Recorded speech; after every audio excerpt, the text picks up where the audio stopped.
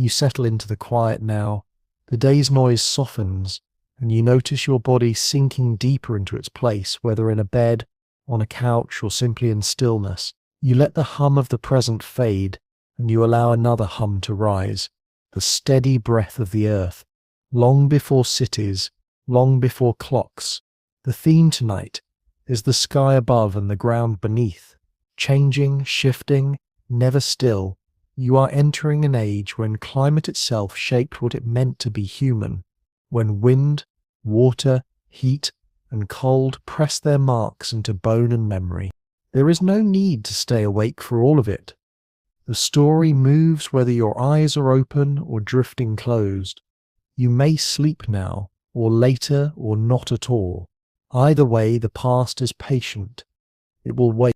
So let me ask softly, what happens when weather is not just background but destiny? When every shift of rain or sun writes itself into flesh, and if you wonder whether there will be a test at the end, the good news is, no. Unless you count learning how to nap through an ice age. If quiet history like this helps you rest or wander, consider subscribing. It lets this small corner of calm keep growing. And if you're still awake, share your time and place below. I'd love to know who's listening tonight. Now close your eyes and walk into the first breath of grasslands beneath a changing African sun. The air is heavy with warmth. 6 million years ago, the forests of Africa stretch thick and green, but something is shifting. You stand among the trees, tall and close, the air wet with the smell of leaves and earth. Cicadas buzz, birds dart from branch to branch. For millions of years, this forest was home, shelter, food, cover from the predators that wait beyond. But the rains falter, the canopy thins. Where there was once a wall of green, openings appear. Patches of tall grass spread out, golden and swaying in the light. Forest gives way to savanna. The old paths of shade grow longer, riskier, and the open eyes feel exposed. You can almost feel the tension in the bones of your ancestors. To stay in the trees is safety, but the trees are pulling back, step by step. To walk into the grass is danger, but also possibility. Something must give. You watch as a figure moves, not quite ape, not yet human. It is an ancestor with a body halfway between climbing and walking. Its arms still strong for gripping branches, but its feet shaped for something else, for balancing on the ground, for lifting upright under a heavy sun. The experiment of standing tall begins here, not in choice, but in necessity. Standing upright in the grass gives an advantage, eyes above the stalks, a view across the plain, the chance to see a leopard before it sees you. But it also means vulnerability, skin exposed to heat, a body less shielded by forest shade. You feel the sun press down, sweat beads, the air shimmers. This is where climate first bends the path, not in storms or sudden catastrophe, but in long, quiet shifts, the drying of air, the retreat of trees, the spread of grass. Over generations, bones change, hips tilt, spines curve, walking becomes habit. Hands, freed from constant climbing, begin to carry sticks, stones, fruit. You walk beside these early walkers, hearing the crunch of savanna beneath their feet. Every step is a negotiation with the world, each stride a gamble that food, water, shade will be found further on. Imagine the nights. The savanna is open and dangerous. Fires flicker where lightning has struck dry grass. The smell of smoke drifts across miles. At night the sky glows with unfamiliar stars, and down in the dark, lions prowl, their eyes glowing, their breaths carried by the wind. So the ancestors climb again at dusk, retreating to the trees that remain, sleeping in branches, clutching their young, dozing while always listening. Every sound could be death.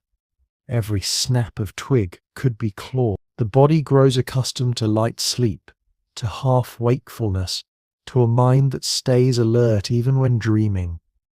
You feel this habit echo in yourself now, the instinct to wake at a sound, to turn at a movement, to know that safety is never certain. And yet, with dawn comes movement, out again, into the grass, into the open. Some find fruit still hanging on scattered trees, others scavenge. Bones left by predators, cracked with stones for marrow, roots dug from the ground, bitter but filling. Each bite is survival, each meal uncertain. You notice how the heat presses against the body. Other animals pant, tongues lolling, desperate for shade, but humans sweat. The skin becomes a cooling system, able to chase prey for hours until the animals collapse from exhaustion. Climate does not only challenge, it gifts what seems weakness. Bare skin under sun becomes strength. Endurance becomes survival. You walk with them further. A group moves together, not alone. Hands reach out, steadying children, passing food, carrying branches. The open land demands cooperation. To be solitary is to die. To share is to endure. There are rivers too broad and shallow, running silver under the sky. Sometimes they shrink, sometimes they swell, but always they shape the path. Early humans follow them, drink from them, learn their rhythms. When the water runs low, tension rises. Some groups turn violent, others wander further, searching for new streams. The land is never still. Over hundreds of thousands of years, Africa breathes in and out. Wet periods bring lakes and rivers, swelling wide, drawing animals in abundance. Dry periods shrink them to dust, scattering life, scattering people, and always the bodies adapt, the minds adjust, the habits reshape. At times the forests return, the rains grow heavy again. Green spreads back across the land, and those who had walked the plains retreat into trees once more, climbing, feeding, nesting, but they are no longer the same. The experiment of walking does not vanish. It lingers, reshaping how they move, how they see, how they live. You feel the slowness of it. Change is not sudden. 1,000 lifetimes may pass before a difference is seen, but under it all, the climate writes its script. It is patient, unyielding, steady as breath. Think of how fragile survival was here. No fire yet, no tools beyond simple stones, no language beyond calls and gestures. Just the endless sky, the shifting ground, and the need to move, always to move. Yet here, already, is the seed of all that will follow. You trace their steps further along riverbeds, across widening grasslands. Lions roar in the distance. Elephants move like shadows, their shapes outlined against the horizon. Birds wheel above. Every sound is a reminder. You are small but not helpless. You wonder if they knew, if in their own way they felt the pull of change, the urgency of adaptation. Perhaps not in words, but in instinct, in the way their bodies bent, in the way their hands reached for stones, in the way their eyes scanned horizons that stretched further each year. Standing there, you realize, climate is not background. It is the stage, the script, the director. It shapes what thrives, what fades, what survives, and you, your very bones, are written by it. So you keep walking, through grass that whispers in the wind, under a sun that burns, then hides, then returns. Across a land forever shifting, forever writing the story of survival into flesh, and as night falls again, you hear the rustle of branches above, families climbing back into trees, holding each other close, whispering with sounds you cannot translate but can almost feel. Fear, comfort, hope, the same things whispered still when the world outside feels vast and uncertain. You breathe, you listen, you sleep, even here, even then, because sleep itself is adaptation, a surrender to the rhythms of Earth, trusting that life will continue with the dawn, and so the first steps of humanity fall into place.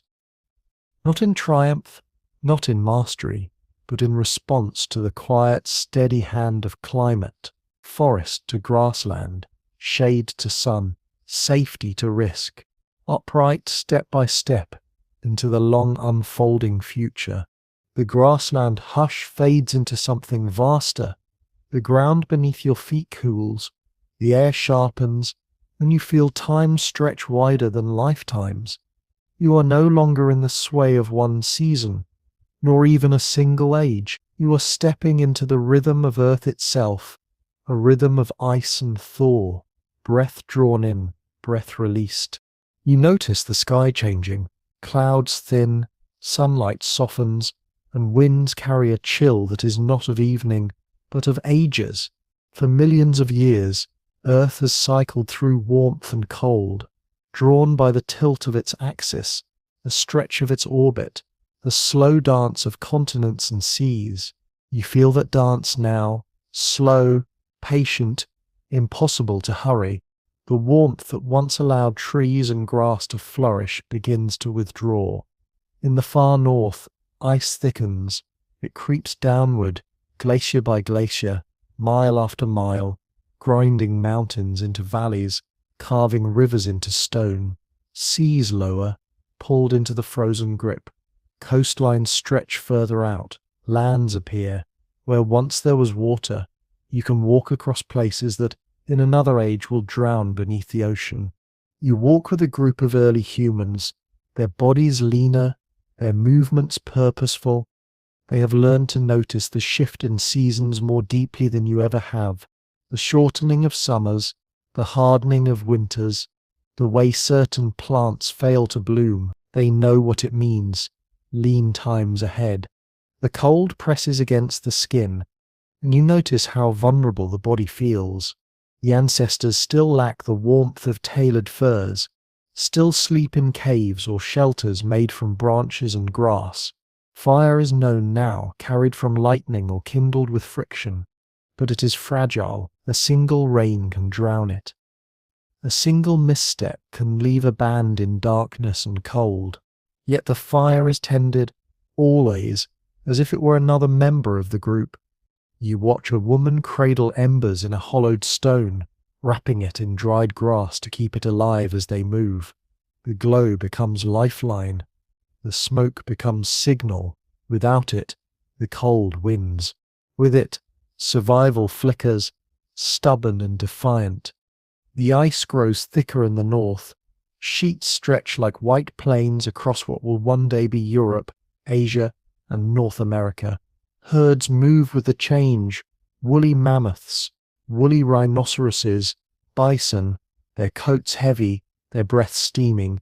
Humans follow, not always close, but always aware. Where the herds go, food goes. Where the herds leave, hunger waits. But ice does not reign forever. After tens of thousands of years it loosens. Slowly, the air warms. Glaciers retreat. Valleys fill with rivers again. Lakes spread. Grass grows. Forests return. Seas rise, swallowing the land bridges that had once carried people across. What was joined becomes separated. What was shared becomes isolated. And so humanity lives not in a straight line, but in a rhythm. Cold pushes them out. Warmth draws them back. Ice connects, thaw divides. They never control it. They only move with it, adapting, adjusting, never still. You stand on a ridge and look down at a valley. In one age the valley is ice, silent and barren. In the next it is a floodplain, bursting with life, birds, trees, herds grazing. You blink, and the valley changes again, as if the earth were breathing in front of you. A breath in, glaciers expand. A breath out, warmth returns. You realize how fragile human survival is in this rhythm. A small change in climate is not just inconvenience. It is the difference between feast and famine, between flourishing and extinction. For every group that adapts, another fails. Their bones rest beneath soil, stories untold. Yet this pulse shapes more than bodies. It shapes minds. To live in such a world is to notice patterns, to remember seasons, to predict and prepare. You hear the whispers of planning, the idea of storing food, of moving early, of reading the sky. Knowledge becomes inheritance. Memory becomes weapon. At times the cold grows so deep that survival narrows to a thread. Entire regions empty of people, too barren, too frozen. Only small refuges remain. Valleys warmed by rivers, caves sheltered from wind, coastlines where seas still offer fish. Humanity shrinks, but it does not break. From these pockets, life spreads again when warmth returns. You walk through one of these refuges, a cave lit by firelight, walls dark and damp, yet alive with echoes. Families huddle close, skins drawn around shoulders, smoke curling into the ceiling. Outside, the snow falls heavy. The wind howls across plains where little stirs. Inside, voices murmur, hands reach, children cry, and the fragile thread of survival continues. And then, centuries later, warmth returns. Snow melts, rivers burst their banks, trees push green leaves through thawing ground, animals return in abundance, and with them people spread once more. New lands open, new paths emerge. The rhythm of ice and warmth gives not only hardship but opportunity. You notice how landscapes change again and again. Deserts bloom, then dry. Lakes appear, then vanish. Rivers carve new courses. People learn to follow these changes, to move when the land demands, to linger when it allows. Movement becomes as natural as breathing. You pause and reflect. This rhythm is not only Earth's, but also humanity's. We are not made in one age or one place, but in cycles tested by cold, stretched by hunger, rewarded by warmth, scattered by flood. Every adaptation is written into bone, every failure into memory. The pulse continues. The ice returns again, centuries later, grinding, advancing, swallowing. Then again, it retreats, and the cycle repeats. You imagine trying to count time by such rhythms, not days, not years, not even lifetimes, but by glaciers, by whether they advance or recede, whether seas rise or fall, whether warmth or cold rules the air, and always humanity follows. Sometimes thriving, sometimes barely surviving, but always moving, always adjusting. The sky above you seems endless. Stars shift slowly across millennia, but the earth below is restless. You realize how small your own rhythms are in comparison, the rise and fall of a chest in sleep, the drift of thought into dream. Yet in their own way they echo this larger pattern. Breath in, breath out. Warmth, cold, life, stillness. Perhaps that is why you can rest here, even in a world of ice and fire. The pulse of Earth is not only threat, it is also reassurance. It has always been so. It will always be so. The glaciers come, and the glaciers go. The warmth fades, and the warmth returns. Survival is not certainty, but it is possibility, and in that possibility, humanity takes root. You step forward once more into a world where the climate itself is the great sculptor, carving valleys, raising seas and chiseling human destiny into the bones of time. The cold breath of the Ice Age lingers on your skin, and you step forward into a darker place. The air is heavy now, shadows long, the sky swollen with cloud. Night gathers faster here, swallowing colour, muting sound, and yet, in the distance, a glow, small, fragile, flickering. A glow that marks the difference between silence and song, between life and death. You walk toward it. It is fire. At first, fire was an intruder. Lightning struck the dry grass. and flames leapt wild across the savannah, devouring what it touched. The smell of smoke filled the air. The heat pressed hard against the body. Early humans feared it. They ran, they climbed, they hid, but some stayed close, watching from safe distance, eyes wide in the shimmer. Fire was danger, yes, but fire was also promise. You kneel with them, a small group of figures, their shadows quivering against stone walls. Sparks crackle, embers pop. The flames dance, bending and stretching. Around it, faces glow golden red, soft and restless. The fire throws the darkness back, creating a circle of safety in a world otherwise full of threat. You can feel what they felt, the warmth against skin numbed by wind, the relief of light when the forest loomed with unseen predators, the smell of roasted root, no longer bitter but sweetened by flame. Fire transformed not only what they saw but what they tasted, what they felt, what they feared. To keep fire was art. It had to be fed. Sticks gathered, twigs snapped, branches hauled from far off. Children learned to blow gently on embers, coaxing them back to life. Adults guarded the flames as if guarding kin. When bands moved, they carried fire with them, embers wrapped in bark, sparks hidden in bundles of grass. Losing fire was calamity, gaining it again was triumph. Imagine the first time flame was made, not found. 2 sticks rubbed together until smoke rose. A stone struck against flint until sparks leapt, catching dry leaves. The breath held in suspense, then released in wonder as the flame grew. It was not just warmth, it was power, the power to summon light from friction, to command heat from stone and wood. You notice how the night changes around fire. Before it, darkness was a wall. Beyond the reach of starlight, predators moved unseen. The calls of hyenas, the cough of lions, the slither of snakes, all were reminders of danger. But with fire, the circle of safety expanded. Shadows lengthened, predators hesitated. The fire's crackle was announcement. Here we endure. And fire did more than protect. It gathered. People came close, drawn by light. They sat together, eyes reflecting flame.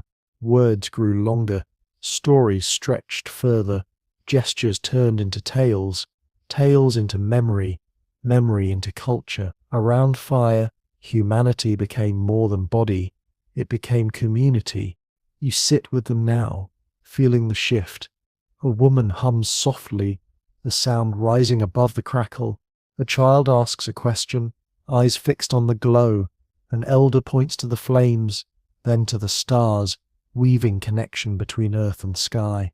Fire is not only fuel, it is mirror. It reflects the human mind, restless, glowing, always searching. The meals changed too. Before, roots were gnawed raw, meat torn tough from bone. Now flame softens, sweetens, transforms. Tubers roasted until smoke carries sweetness. Meat cooked until it loosens, safer to chew, easier to digest. Fire feeds not only the stomach but the brain, freeing energy for thought, for language, for imagination. You taste the difference. It is not only survival, it is delight. And in the warmth, sleep deepens. Before fire, sleep was light, restless, broken by fear. With fire, bands sleep longer, deeper, safer, trusting the glow to guard. Dreams stretch further, weaving new connections. Perhaps it is here, in the firelit night, that imagination grows most brightly. You wonder what they dream. The flames also teach patience. Fire cannot be rushed. It grows slowly, steady only with care. To keep it alive demands attention, rhythm, discipline. You see the hands of ancestors learning this rhythm, passing it on, generation to generation. Each flame is a link in a chain that stretches across ages. There are times when fire is more than hearth. Lightning ignites forests, and humans learn to guide flame, to burn land, deliberately, to drive game, to open space for new plants. Fire becomes a tool not only of survival but of shaping the world. Slowly, the earth itself bends under human hands, under human flames. You notice how the night looks now. Beyond the fire's glow, the stars still shine, endless, patient. But here, close by, the fire holds your gaze. It dances in patterns you cannot quite predict, yet always returns to itself. It is alive, and it teaches you that control is never absolute, only borrowed, only coaxed. Imagine traveling with these bands. At dawn they scatter embers, bury ashes, and move on. By dusk they gather again, kindle flame anew, and once more the circle of light blooms. Day after day, night after night, the fire becomes heartbeat. It marks time. It shapes memory. Without it, the world is dark. With it, the world is alive. And you realize how much of what you are rests here. Cooking, warmth, safety, story, all born in firelight. Without fire, there is no gathering. Without gathering, no culture. Without culture, no you. You feel the weight of this. Fire is ordinary now, so common it is almost invisible. But once, it was miracle. Once, it was treasure. And once, it was the fragile thread that carried humanity through the coldest nights, the darkest forests, the most uncertain ages. The fire crackles on. Sparks rise, drifting upward, vanishing into the dark. Perhaps the ancestors thought they became stars. Perhaps they thought stars fell as sparks from some greater flame in the sky. The connection between fire below and fire above glimmers, irresistible. You stay with them, listening. Voices rise and fall. Laughter mixes with silence. Stories circle. The fire burns steady, and for this night, survival is certain, and with that certainty comes something rare, rest. You close your eyes, hearing the fire's rhythm like breath, like heartbeat. You let it carry you, because tonight, in firelight, the darkness is no longer fear, it is possibility. The fire fades behind you, its warmth lingers on your skin, but now you walk into a harsher light. The glare of a sun that offers no shade, no rain. The ground cracks beneath your feet, dust lifting in dry gusts. You hear the silence of emptiness, the silence of a land where water has withdrawn. This is the plain in drought, a place where climate does not whisper or shift slowly, but presses hard, suddenly, unbearably. Rivers shrink into thin threads, lakes retreat into shallow pools, their banks crusted with salt. Grass withers, turning brittle, breaking underfoot. You walk among people here, small bands moving across a barren horizon. Their shoulders sag, their lips are dry. They scan the land with urgent eyes, searching for something, anything that still grows, that still flows. Every step is a measure of survival. Drought is not only absence of water, it is absence of life. Animals vanish first. Herds that once grazed in plenty are gone, migrating far, or falling in the dust. The hunters return empty-handed, carrying not meat but silence. Children cry at night, their bellies hollow, their mouths parched. Mothers' eyes grow hollow too, searching for roots, chewing bark, crushing seeds too small to fill. You feel the ache of hunger settle into the bones of the group.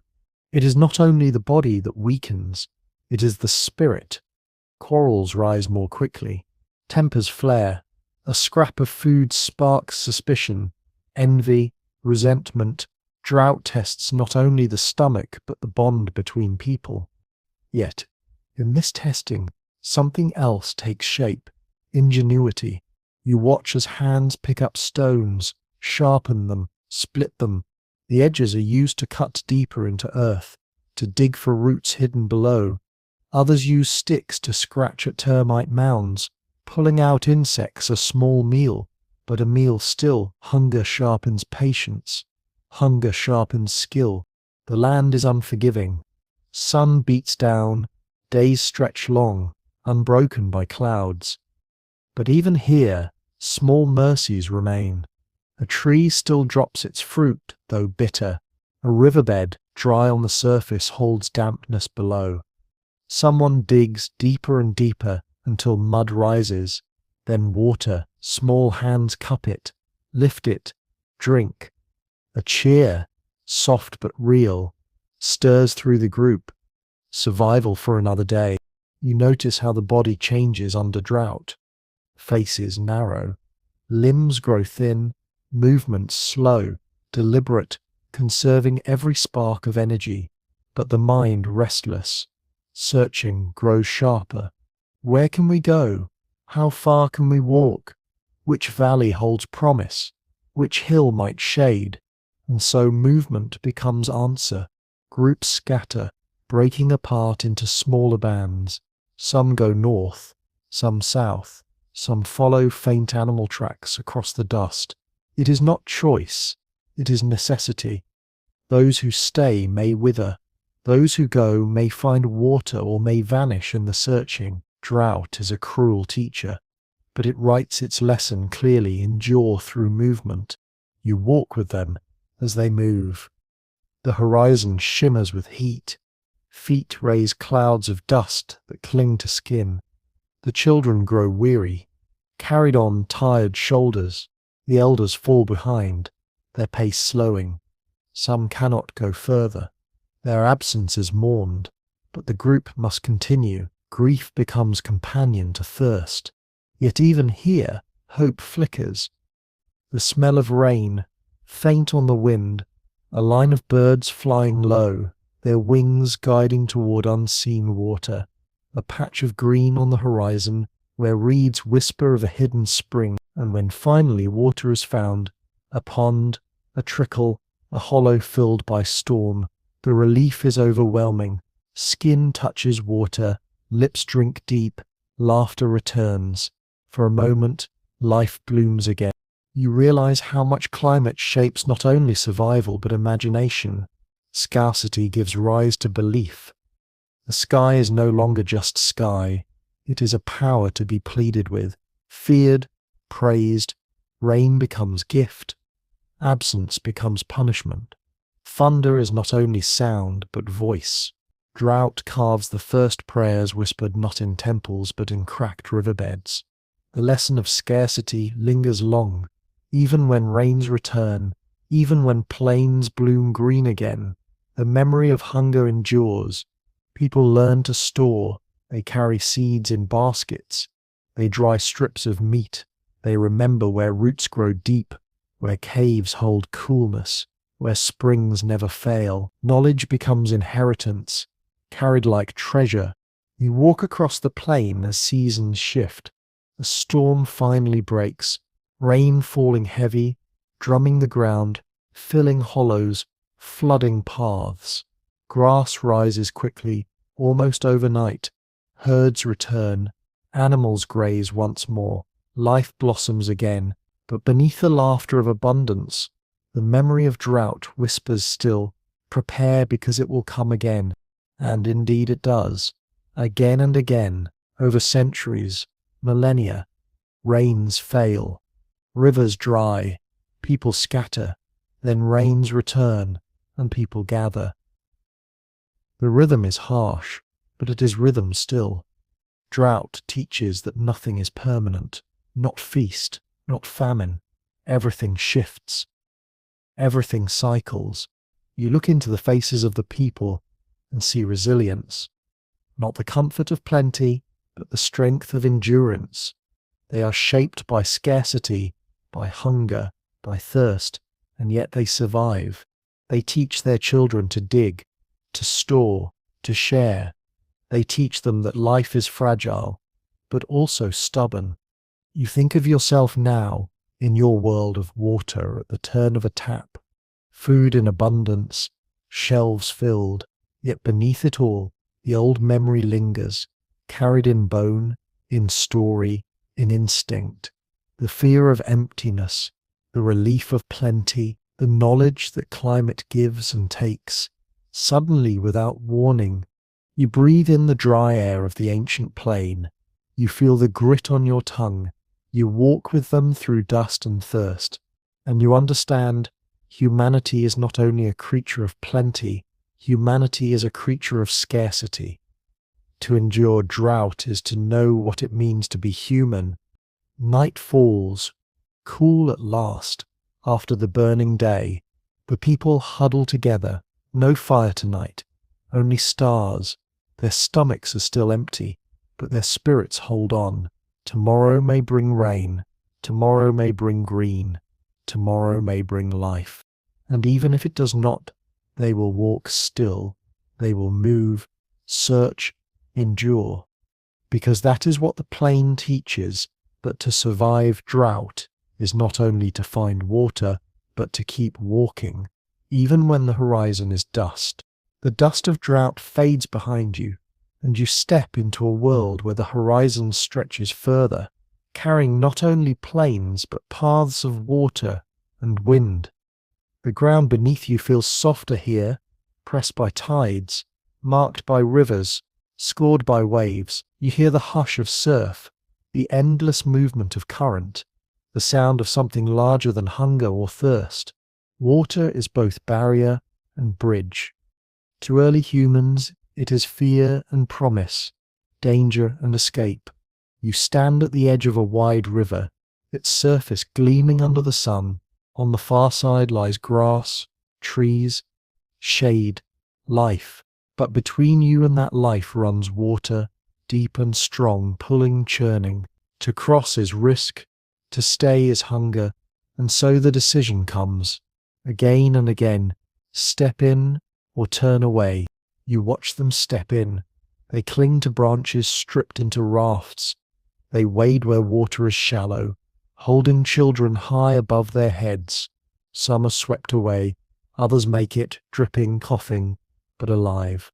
And with each crossing, a path is carved, not in earth but in memory. The river is no longer barrier alone. It is passage. Beyond rivers lie greater waters. Lakes stretch wide, seas shimmer blue, coasts curve in long arcs.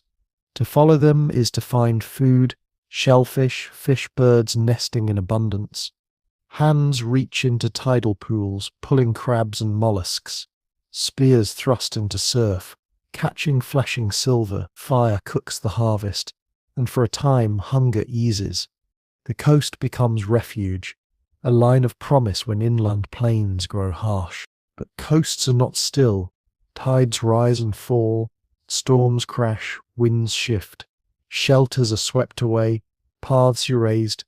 People learn to read the rhythm of waves, to watch the sky for signs, to listen for the hush that means storm.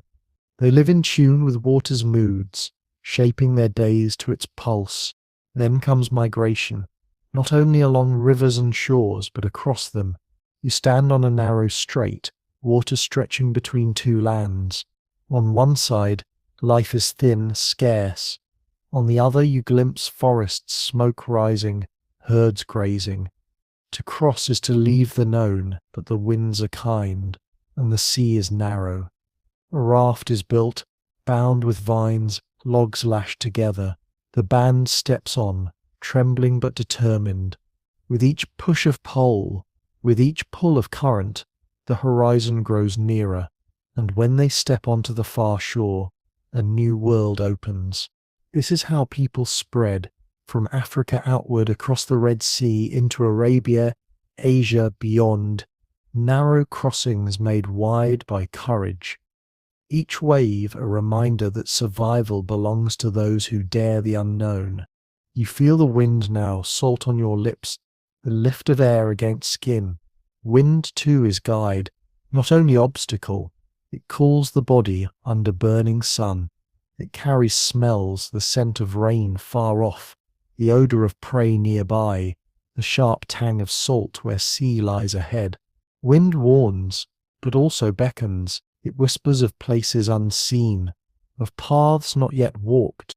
You walk along a shore with them, waves foaming at your feet, gulls crying overhead. The band gathers shellfish, cracks them open, shares them in quiet satisfaction. The children laugh, throwing stones into surf. For a moment, life feels easy, as if the sea itself has offered its gift freely. But then storms rise.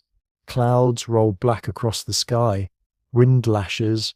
Waves crash higher, swallowing the shore. The camp is swept away. Food carried off. Shelters broken. People run inland, clutching what little they can. By dawn, the sea is calm again, but the loss remains. The lesson is carved deeper. The water gives, and the water takes. Still, they return. Always they return. Because the sea, for all its danger, holds plenty. Because rivers lead to new valleys. Because crossings open new lands. To follow water is to follow survival. You pause at a riverbank, watching as a child throws pebbles into the stream. The circles spread wider, fading into ripples. You realize that humanity is like this. Each crossing, each movement, spreading ripples further and further across the world. A single band crosses a narrow strait, and generations later, an entire continent is peopled. The ripples never stop. And so the story of humanity is not bound to one place. It is movement, guided by water and wind, out of Africa, across Arabia, into Asia, Europe, beyond, always following rivers, hugging coasts, crossing straits, seeking what the land withholds. You think of how fragile these crossings were. No maps, no certainty, no promise. Only instinct, courage, desperation, and yet they succeeded, not once, not twice, but again and again. Enough survived to carry fire, language, memory into every new land. Enough survived to become you.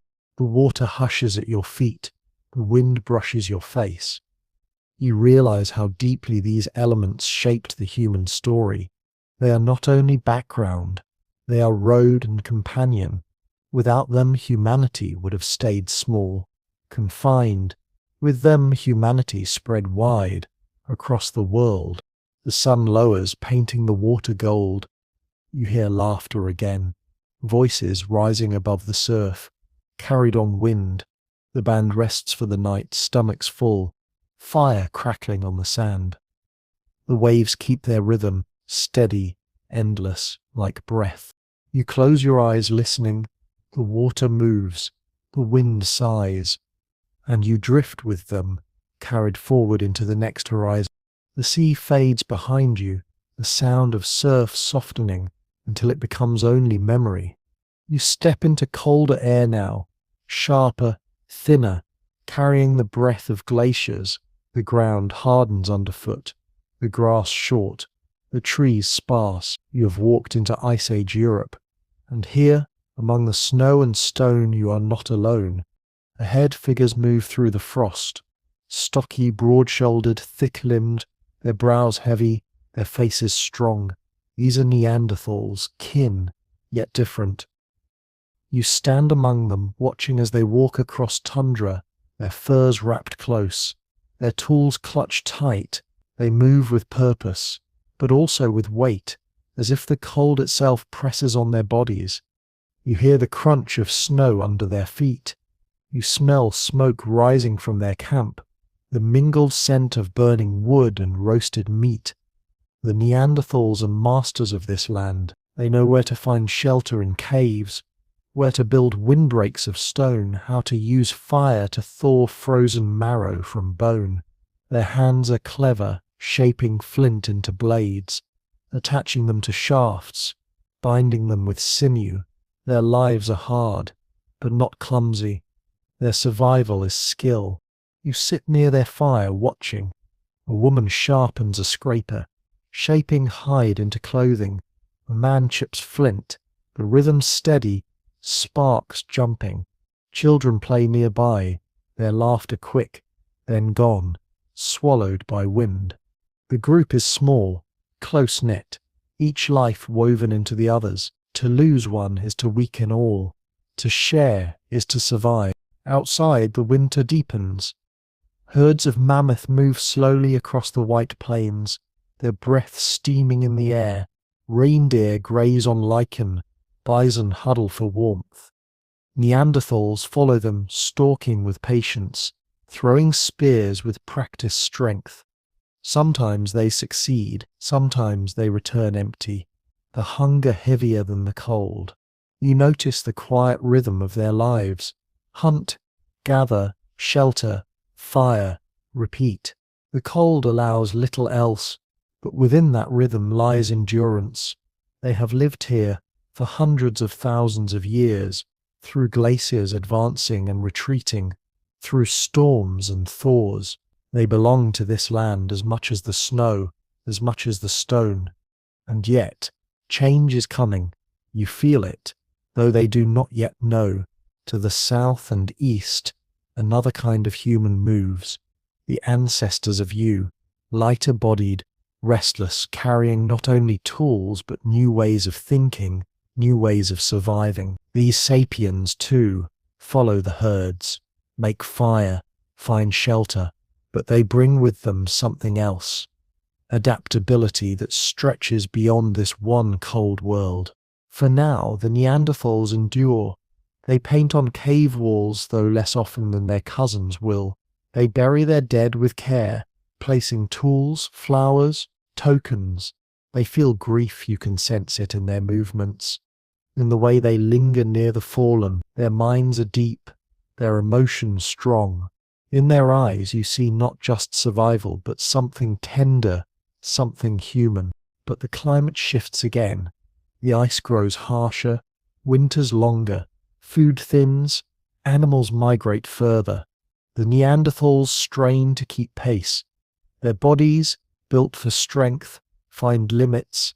Their groups, smaller than those of sapiens, struggle to recover from losses. A bad winter, a failed hunt, an outbreak of illness. Any of these can unravel the fragile thread of survival. And then, slowly, sapiens spread into their lands. At first, the encounters are distant, shadows glimpsed across valleys, tracks found in snow, but soon the meetings are real. Sometimes violent, spears raised, stones thrown, blood on frost. Sometimes intimate, hands reaching, bodies joining, children born of both. The two kinds of human are not strangers forever. They mix, they leave traces in each other. Even in you, the Neanderthal endures, hidden in genes, echoing in bone. Yet over time their numbers dwindle. The winters press harder, the food grows scarcer, and sapiens grow more numerous. The Neanderthals retreat, band by band, cave by cave, until only silence remains, where once their fires burned. You stand in one of those caves now. The walls are dark, damp, scarred with soot. Ash lies cold in the hearth. The stone tool rests where it was left, never picked up again.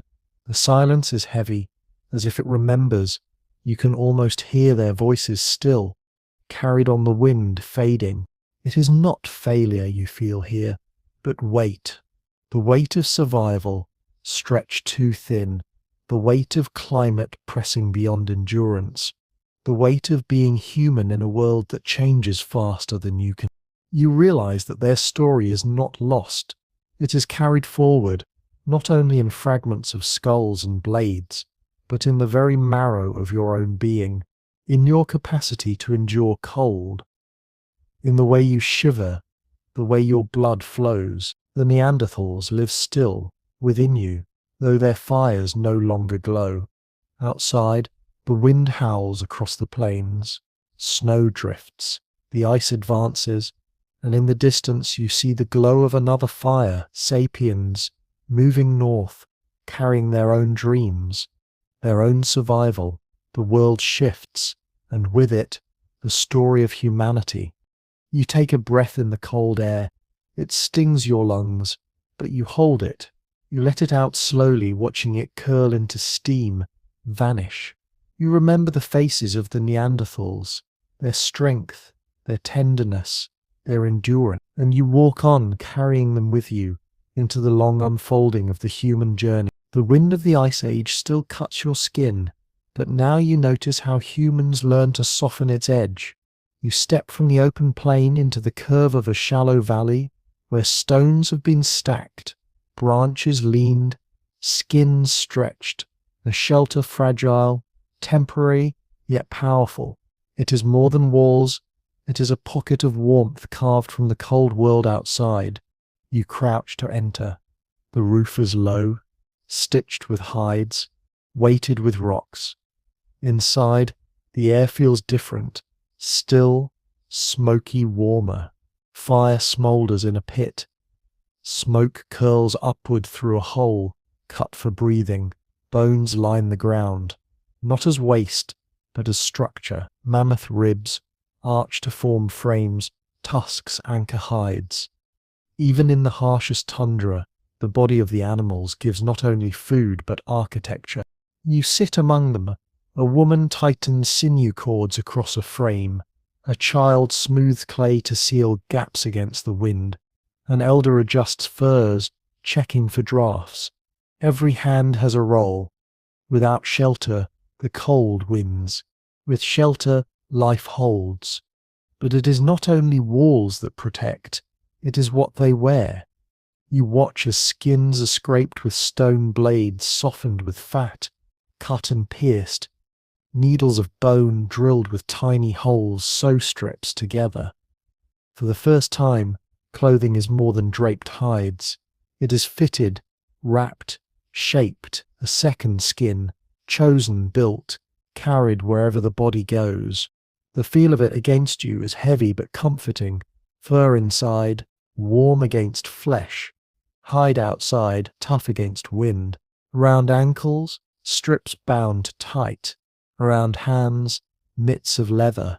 The body is transformed, no longer bare but armoured, not against spear or claw, but against the cold itself. You notice how this changes movement. With clothes, the band can walk further, into deeper winter, across harsher winds.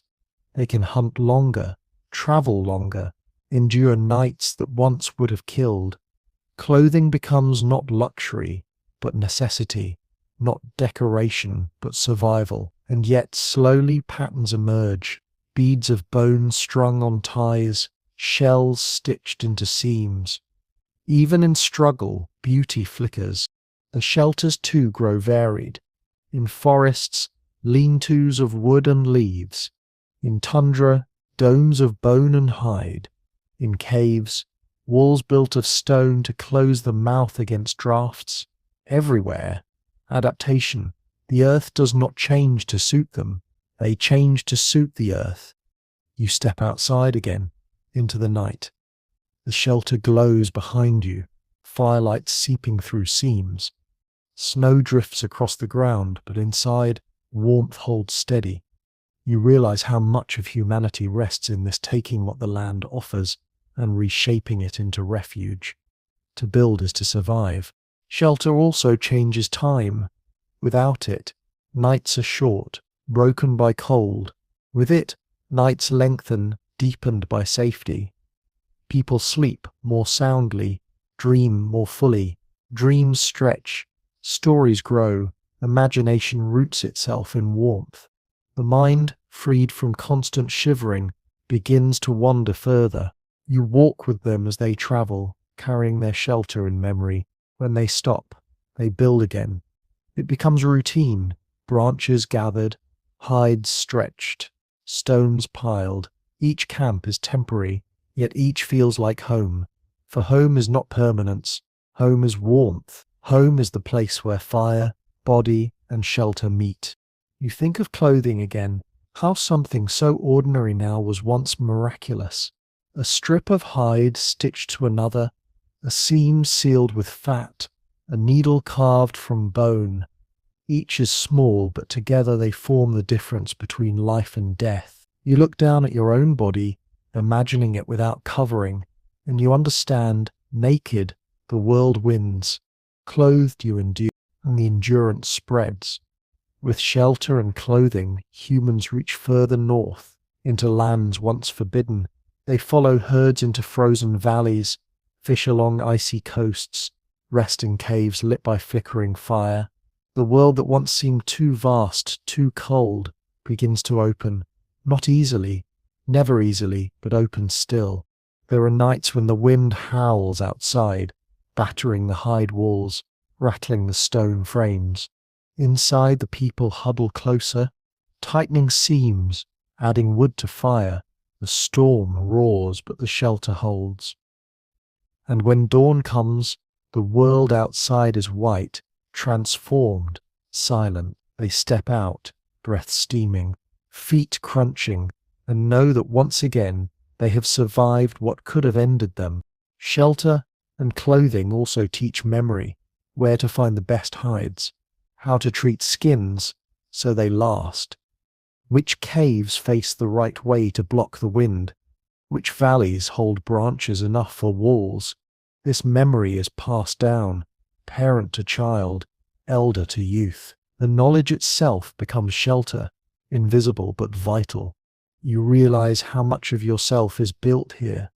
The walls you live within, the clothes you wear without thought, all trace back to these first hands stitching hide, these first arms raising mammoth bones, these first shelters glowing against the frost. Even comfort itself begins here, in the act of making the world less harsh, less deadly, more human.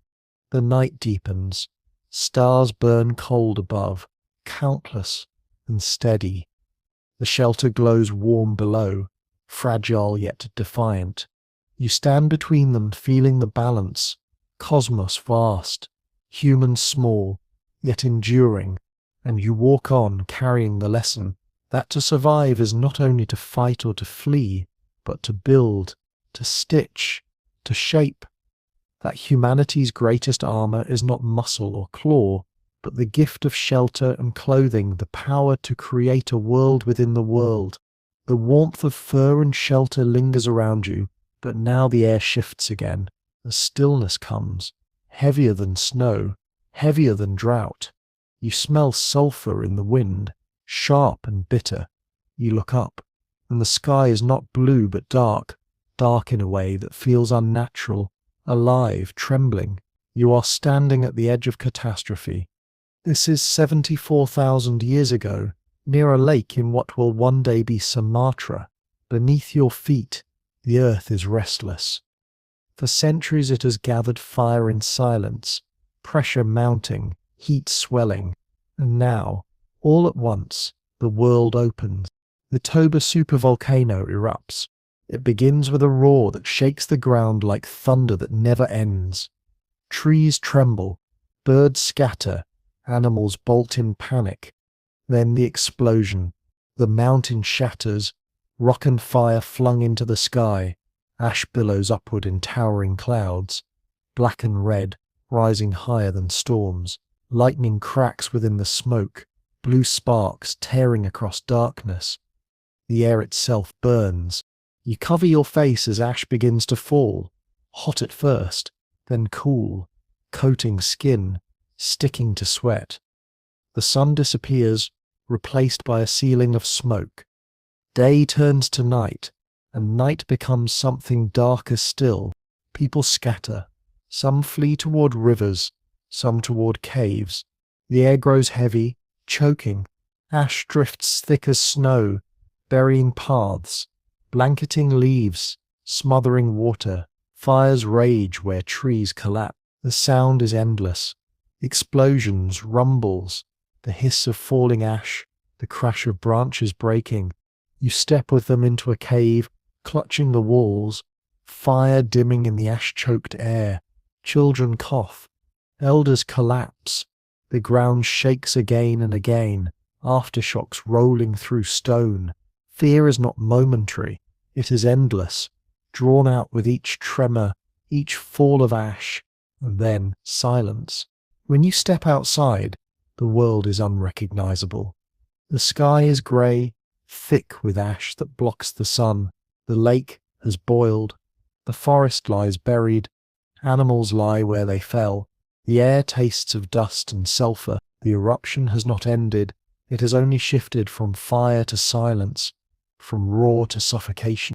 But the true catastrophe is not only here. Ash rises into the atmosphere, circling the globe, dimming the sun everywhere. For months, for years, light grows weaker, warmth fades, the earth cools, crops fail, plants wither, herds scatter or die. A volcanic winter begins. You walk across plains far from Toba, and still the ash falls, thin but steady. The sky is hazy, the air dim, the ground cold. People huddle by fire, but even fire cannot grow food. Rivers freeze earlier. Ice thickens sooner. Scarcity deepens into famine. Bands shrink. Some vanish altogether, their fires extinguished, their shelters empty. The world feels narrower, lonelier. Humanity itself grows fragile, reduced to scattered groups clinging to survival. Some say only a few thousand remained. A thin thread stretched across continents. You feel the weight of that. How close the story came to ending. Yet it did not end. You walk with one of those bands, their faces gaunt, their movements slow. They dig for roots beneath frost, scrape lichen from stone, trap small animals in desperate patience. They do not thrive, they endure. Every meal is uncertain, every night a gamble, but endurance itself is victory. Children are still born, their cries thin but insistent. Fires are still kept, their glow fragile but steady. Songs are still whispered, though softer, shorter, more like memory than music. Even in catastrophe, life insists. You realize how much imagination is shaped here. When the sky grows dark for years, when the sun fails, people cannot help but wonder why. Perhaps the gods are angry. Perhaps the world is ending. Perhaps the sky itself has died. The eruption is not only disaster, but myth in the making, carried forward in whispers, in stories of fire and ash, of endless winter. Echoes of Toba may survive still in flood myths, fire myths, tales of wrath from the heaven. The ash lingers, the cold lingers. Decades pass before the sun shines, as it once did, before plants grow thick again, before herds return in plenty. Humanity, thinned but not broken, spreads once more. The eruption becomes memory, then story, then silence, but the scars remain, in the land, in the bones, in the genes of those who survived. You stand now in the stillness, after the storm, the ground quiet, the sky pale. It is hard to imagine the roar, the fire, the ash, but you know it happened. You feel it in the silence, in the fragility of every breath. You think of your own fragility now, how thin the line was, how easily it could have snapped. How much of who you are depends on those who endured hunger, ash and cold. You realize that humanity is not built only by triumphs, but by narrow escapes, by surviving when the world seemed determined to erase. The wind lifts a cloud of ash from the ground, carrying it into the distance. The sun breaks faintly through, dim but real. You breathe, slowly, letting the air settle.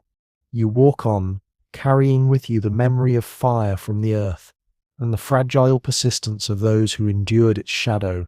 The ash settles behind you, but its shadow lingers. The world is harsher now, colder, hungrier, less forgiving.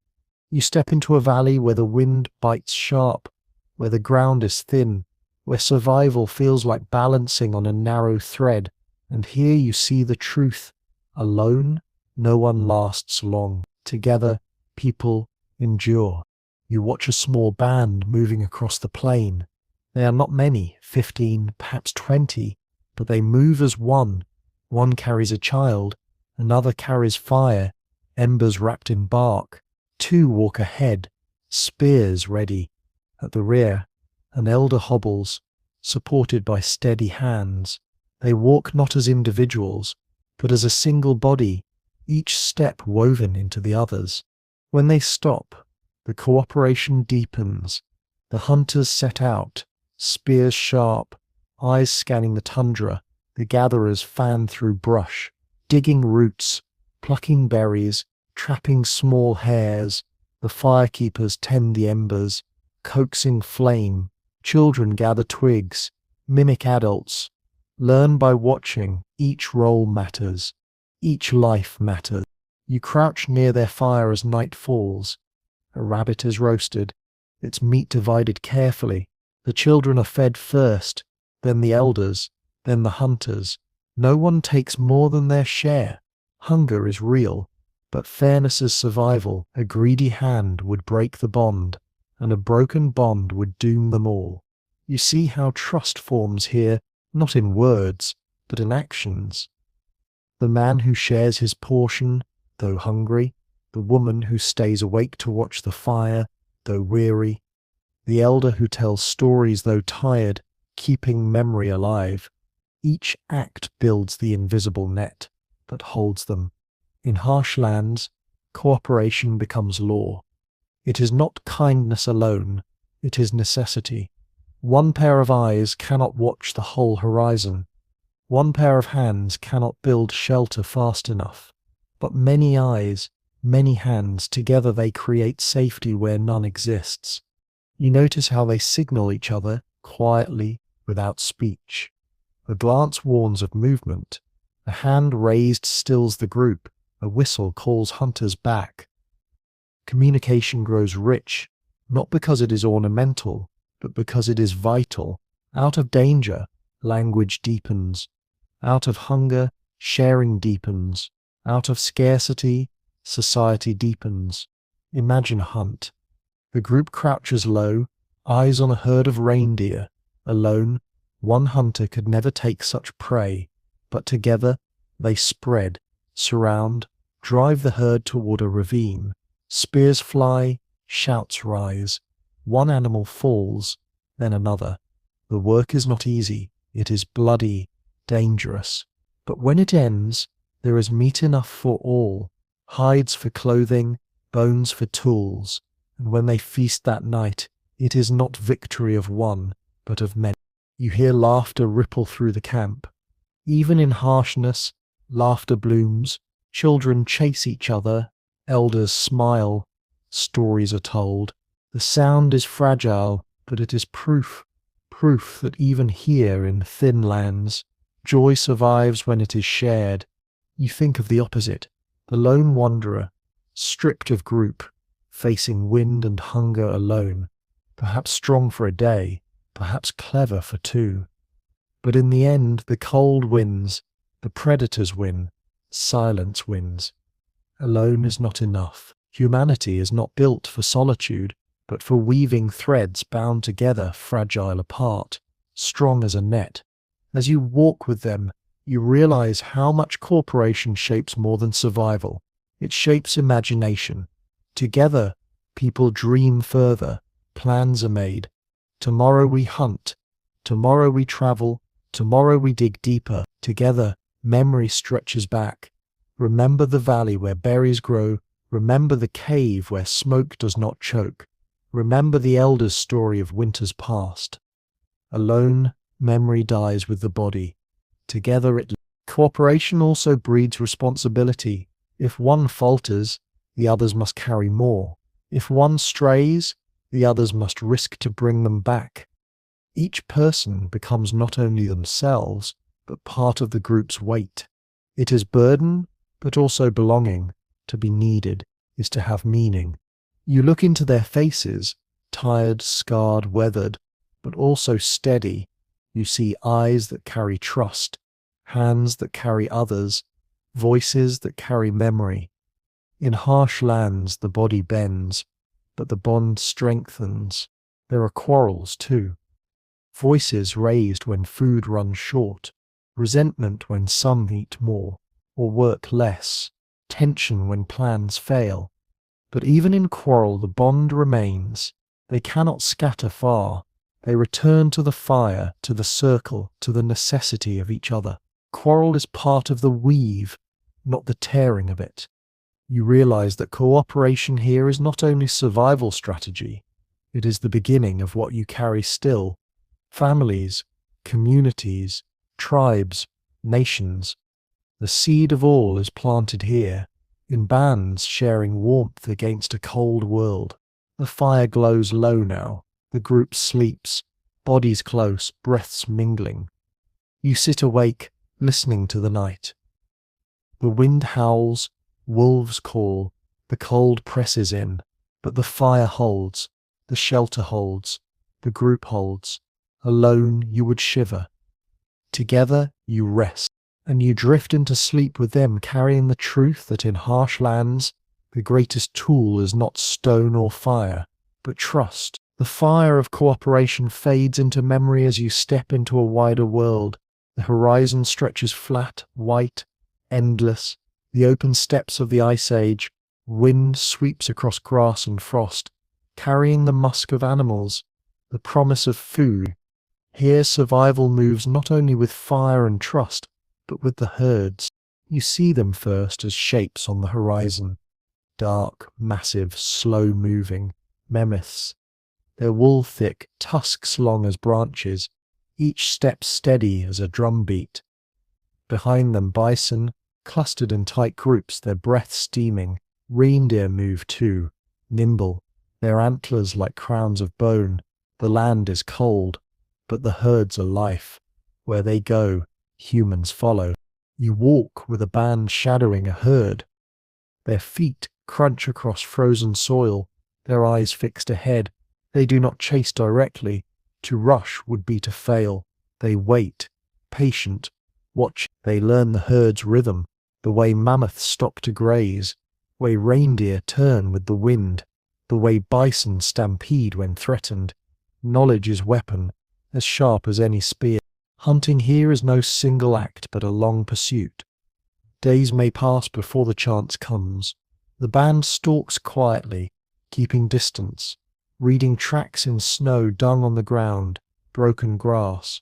They know when an animal tires, when it strays, when the herd moves into a ravine where escape is harder.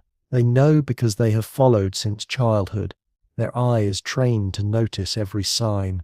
And when the moment comes, it is sudden. A signal, hands raised, voices calling, spears lift. The band spreads wide, driving one animal apart, pushing it toward the trap. Shouts rise, feet pound, spears fly. The air fills with noise, cries of hunters, bellows of prey, the clash of struggle, then silence. The animal falls. The work is not done. The body must be butchered quickly, before predators arrive, before the cold stiffens it. Knives of flint cut through hide, slice muscle, crack bone. Blood steams in the freezing air. Meat is divided, organs removed, marrow split. Nothing is wasted. Hide becomes clothing, sinew becomes cord, bone becomes tool, fat becomes fuel. The animal's life becomes the band's life, absorbed, transformed. At camp, the fire glows brighter with the gift. The band feasts, hunger eased for now. Children chew marrow, elders sip broth, hunters eat meat, laughter rises, songs grow. For a moment, survival is not struggle, but abundance. But the herds move on, and so must the people. Mammoths do not stay, bison wander, reindeer migrate. If the band lingers, they starve. If they follow, they live. So again they walk, day after day, across frozen ground, across wind-swept plains, shadowing the animals that carry their future. You feel the rhythm of this life hunt. Feast, move, hunt, feast, move. The land itself demands it. The seasons shift, the herds turn, and humans must turn too. They do not command the animals. They accompany them, bound to their path. There is beauty in this rhythm. Walking across the plain, you see the sky wide and endless, the sun low, the stars bright. The herds move like rivers of flesh, flowing across the land, and humans move like tributaries, smaller but persistent, always connected. The bond is not only hunger but awe. Mammoths tower, reindeer leap, bison thunder, their power is undeniable. To hunt them is risk, to follow them is humility. You notice how the people speak of animals, not only as prey, but as beings with spirit. A mammoth's fall is not triumph, but exchange. Something given, something taken. Prayers are whispered, gestures made, thanks offered. The herds are not just meat, they are mystery. They are companions in survival. Children learn early. They walk beside the elders, pointing at tracks, naming droppings, testing bows. They learn patience, stealth, respect. They learn that every hunt is story, sometimes success, sometimes loss, but always remembered. Around fire, tales are told. The mammoth that charged, the reindeer that slipped, the bison that escaped. Memory itself becomes map for the next hunt. The frozen ground leaves signs that last. Footprints pressed into snow, blood frozen into ice, bones scattered across plains. The land becomes archive of survival.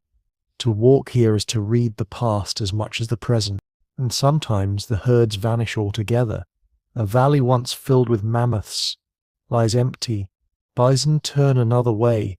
Reindeer migrate later than expected. Hunger follows absence, and the band must choose chase further, risk exhaustion, or turn to smaller prey. Rabbits, birds, fish in icy rivers. The feast becomes meager, but it still carries life. You realize how much flexibility matters here. Not only strength, not only courage, but adaptability.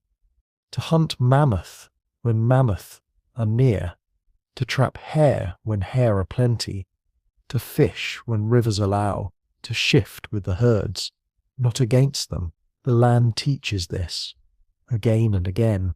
Those who cling too tightly break, those who bend endure.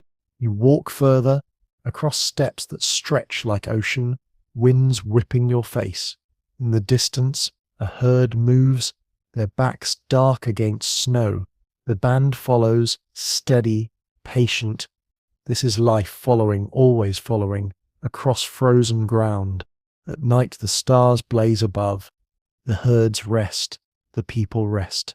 Fire crackles, hides wrap close, voices murmur.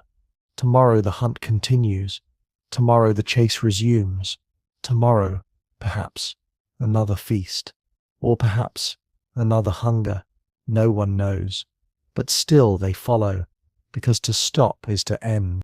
And so you close your eyes too, breathing the cold air, listening to the low thunder of distant hooves.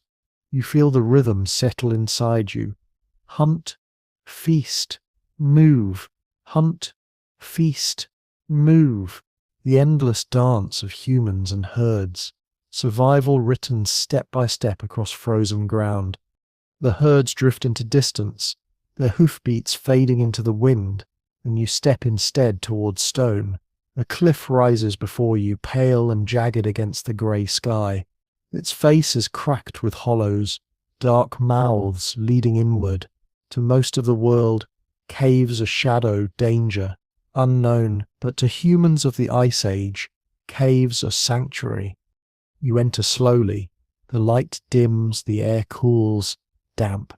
Drops of water fall from the ceiling, echoing softly. The smell of earth is heavy, mingled with smoke from old fires. Inside, walls press close, but they also shield. Outside, wind howls. Inside, stillness holds. Here, fire glows again, embers glowing red, smoke curling upward to escape through cracks. Skins line the ground, bones scattered near the hearth. Families sit together, eating, whispering, tending tools. The cave is not only shelter, it is memory, carved deep into stone. But look closer at the walls. They are not blank, they are alive. Shapes move across them, lines of ochre, curves of charcoal, handprints pressed in pigment. Horses gallop, bison charge, mammoths stand tall, painted not once but many times, layered across generations. The cave itself becomes canvas, gallery, story. You reach out, almost touching the red handprints. They are small, delicate, yet timeless. A person pressed their palm here tens of thousands of years ago, blowing pigment from their mouth, leaving outline behind. Their breath still lingers in shape, though their body is long gone. The paintings are more than decoration. They are vision. By firelight they flicker, the animals seeming to move, to breathe. Hunters may sit before them, whispering prayers, imagining success. Children may stare, learning the forms of beasts they will one day chase. The cave holds not only bodies, but dreams. Outside, snow falls heavy, wind screaming across plains. But in here, warmth glows, colour dances. It is as if people carved a separate world inside stone, one where they could hold beauty, meaning, hope, even when the outside offered only hunger and cold. You listen to the sounds. A flute of bone plays softly, its notes thin but clear. Voices rise in chant, simple, steady, echoing off the walls. Someone beats a rhythm on hollow wood. The cave becomes more than shelter. It becomes hall, temple, theatre. In darkness, imagination finds freedom. You notice the details of the art. Not only animals, but dots, spirals, lines, signs whose meanings are guessed, but never known. Calendars of stars, maps of hunts, marks of belonging. Whatever they mean, they carry thought beyond survival, thought reaching into mystery.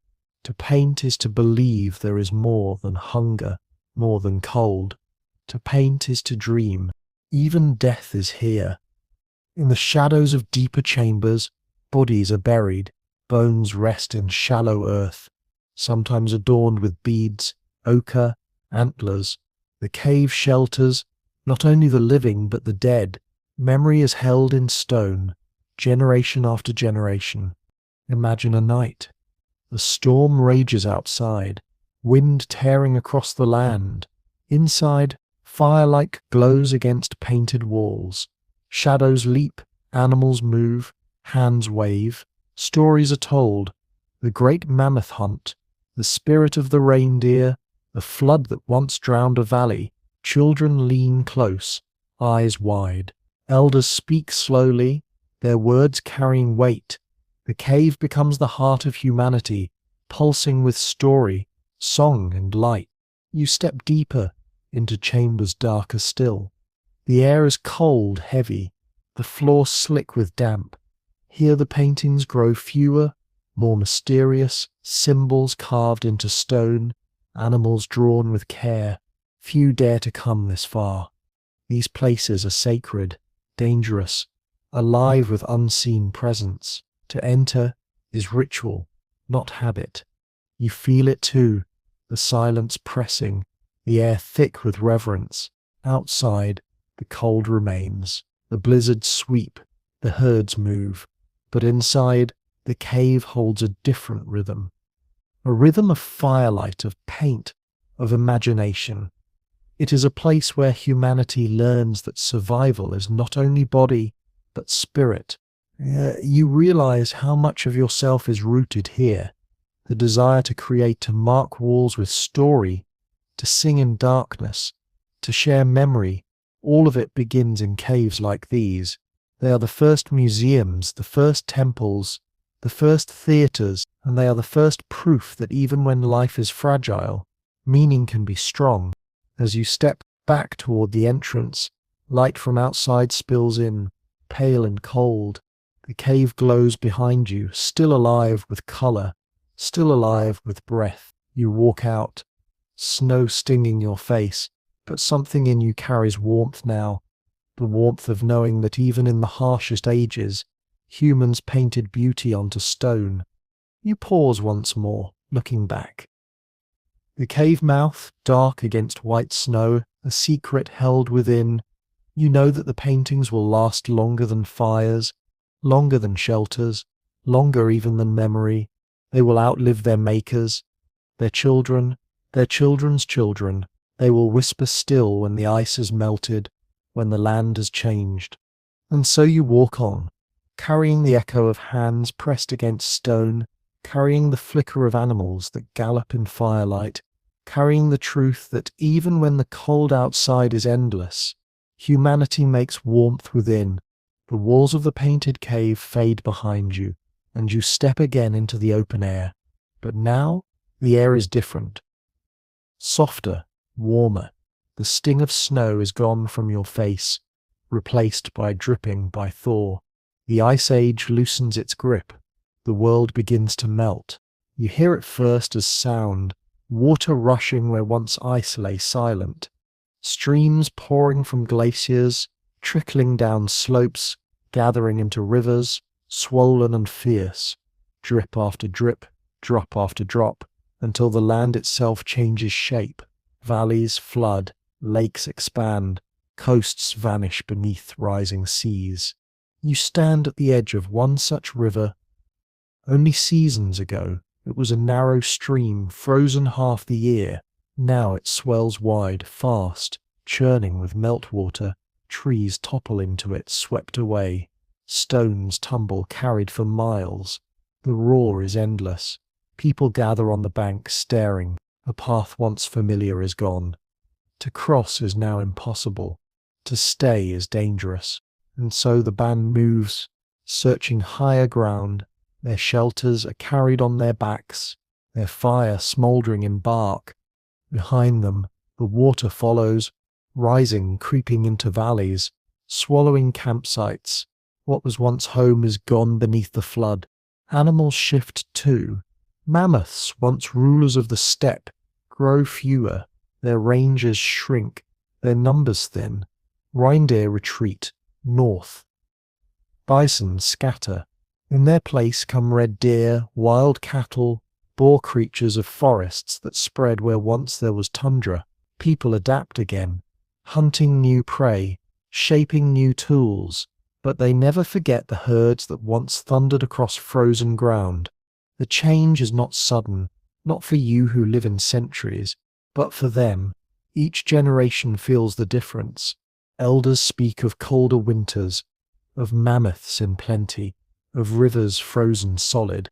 The young know only floods, only forests, only shifting game. The world their grandparents knew is gone, melted into memory. You walk into a valley where the flood has left its mark. Trees stand drowned, their roots washed bare. Fish swim where once fire pits smouldered. The air smells of mud, of rot, of new life rising from decay. Birds wheel overhead, flocks that thrive in marshland. The land is changed, but not dead. It has simply turned its face. Humans too turn. They build shelters further from rivers, on ridges where water cannot reach. They learn to fish more deeply, to weave nets, to build rafts that can float across wide lakes. They learn to track animals in forests, not steppes, quieter, suppler, hunting, patient among trees. The melt reshapes not only land but skill. You notice how danger and opportunity mingle. The flood destroys homes, but it also brings fish in plenty. The melting ice drowns valleys, but it also waters plains, where plants grow thick, forests spread, offering berries, nuts, wood. Scarcity gives way slowly to abundance, though never evenly, never kindly. At times the floods are violent. Walls of water crash down valleys where ice dams break. Entire camps are swept away, bodies carried into rivers, lost. Survivors cling to branches, to rafts, to each other. They tell stories afterward, voices trembling, of water that rose like a beast, of rivers that devoured.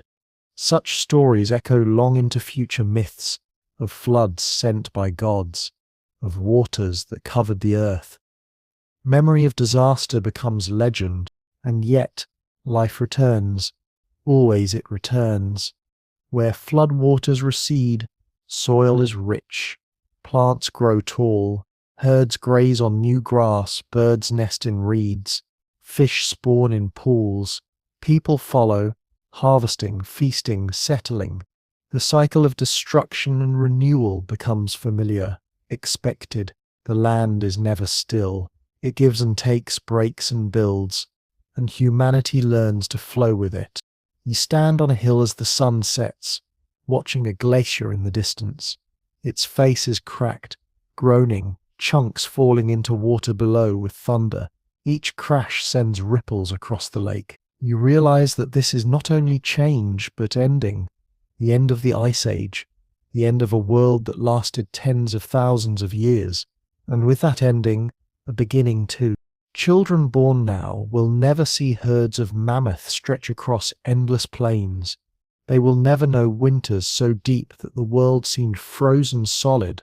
They will grow instead in forests, in valleys of rivers and lakes, in lands of abundance and danger both. Their world is softer, but also unpredictable. Their world is new. The people gather near the water's edge. They dip hands into rivers, tasting freshness, feeling renewal. They scatter seeds, perhaps without yet knowing what they do. They watch animals return, fish flash, birds swarm. The world is opening, and they walk into it with curiosity, with caution, with hope, and you too walk with them. You hear the rushing water, endless, steady, like breath. You feel the ground soft with new growth. You smell earth wet with flood, rich and fertile. You see the sky clearing after centuries of ash and ice. And you understand, humanity is entering another age. The melt and the floods do not only reshape land, they reshape the future. They teach that the world is change, that nothing is permanent, that survival belongs to those who shift with shifting earth. They prepare humanity for the next steps, settling, planting, building. But for now the people walk still, following rivers, moving with forests, adapting to floods. You close your eyes to the sound of water. You let it wash over you, steady, soothing. The world is melting. Yes, but it is also growing, and in that growth, humanity finds its path forward. The sound of rushing meltwater lingers in your ears, but as you walk further, the world grows quieter, gentler. The floods subside, and in their wake, valleys bloom. Forests spread where tundra once lay bare. Grasses rise high, dotted with flowers. Rivers carve steady paths, their banks rich with silt. The land, for the first time in memory, feels generous. You step into one of these valleys. The air is warm, thick with the smell of green. Birds flit from branch to branch, their calls bright. Deer graze in herds, cautious but plentiful. Trees bend with fruit, bushes heavy with berries, streams silver with fish. After centuries of scarcity, the world is suddenly full. For humans who enter here, the difference is astonishing. No longer must they walk endlessly after herds, never sure if food waits at the next horizon. Here food is everywhere, roots in the ground, nuts in the trees, animals in the fields. A child can pluck berries with bare hands, an elder can trap fish without long journeys. Survival is easier, almost comfortable. You sit with a band gathered at the riverside. They roast fish on sticks, share fruit between them, laugh more than you have heard before. Their bellies are full, their eyes less hollow. For the first time, perhaps, they have moments to rest, to pause, to think beyond the next meal. Abundance gives not only life but leisure. Leisure gives imagination room to stretch. Around fire, stories grow longer, richer. Music becomes more than rhythm for hunting. It becomes song for joy. Shells are pierced and strung into necklaces. Bones are carved, not only into tools, but into shapes of animals, of spirits. The valley gives more than food. It gives space for culture to flourish. But abundance carries shadow too. When food is plentiful, people stay longer in one place. Camps become familiar. Shelters grow sturdier. Storage pits are dug to keep grain, dried meat, nuts, With storage comes difference. Some have more, some less. Tension rises. Sharing, once absolute, begins to fray. Quarrels emerge, not only over hunger, but over possession. You watch as one group guards its stores tightly, while another struggles with less. Voices rise, suspicion hardens. Abundance, meant to ease life, breeds division too. In plenty, as in scarcity, humanity is tested. The land itself tempts them further. Seeds dropped near camp sprout into plants. People notice. They begin to scatter seeds deliberately, to return months later and find food waiting. Slowly, without plan, tending begins. Not yet farming as you will know it, but its seed, the gift of abundance, births the curse of labor, tethering people to soil, to season, to cycle. You see the change in rhythm. Once, movement was constant, following herds, fleeing drought, chasing survival. Now movement slows. People linger, waiting for plants to ripen, for animals to return to familiar valleys. They build stronger shelters, walls of mud, posts of wood. They dig deeper pits, line them with stone, store food for winter. Life grows rooted, less fluid, more bound. Rooted life brings new challenges. Waste gathers near camps. Illness spreads more easily. Quarrels last longer, neighbors too close to forget. The land provides more, but it also demands more constant tending, constant vigilance. Abundance reshapes not only diet, but society. And yet, you see wonder too. A mother teaching her child to plant seeds. An elder carving a bowl to hold stored grain. A singer weaving new songs in leisure gained from plenty. Even if abundance carries curse, it also carries gift. Humanity is never the same again. You think of how fragile balance is. Too little, and people scatter, desperate. Too much, and people fight, possessive. The valley teaches that survival is not only hunger endured, but plenty managed. Abundance is its own test, as sharp as famine. The seasons pass. Spring bursts with flowers, summer heavy with fruit, autumn gold with harvest. Winter still threatens, but stores ease its edge. People learn to think in seasons and cycles, no longer only in days. Time itself deepens, stretched by memory and expectation. One night, you sit by their fire as they feast on roasted deer, berries, roots. Their faces glow in firelight, their voices bright, but you hear also whispers. Who has more? Who gives less? Who eats too much? Even in laughter, shadows linger. You understand then, abundance is not simple. It is gift and curse both, a promise and a burden. And you realize how much of your own life rests here. The homes you live in, the fields that feed you, the cycles of planting and harvest, all trace back to these first valleys of plenty, where people learned that the earth could give more than enough, and that more than enough could still divide. The fire burns low, the feast ends, sleep settles. Outside, the valley hums with life. Crickets sing, owls call. The river rushes steady. You close your eyes, carrying both sides of the lesson, the joy of plenty, the tension of plenty, the gift and the curse. The valley of abundance fades behind you. You walk now where the air grows drier, the sky harsher, the ground cracked. The laughter of rivers is gone, replaced by silence, by dust. This is a place where water once ruled, but has withdrawn. You step into deserts where rivers once ran. You see it in the land itself. Wide channels carve across the earth, their beds dry, their stones bleached by sun. Once they carried torrents, feeding lakes that stretched for miles, sustaining animals, plants, people. Now they are emptiness, winding scars across barren ground. The memory of water lingers in shape, though the flow is gone. People walk here still.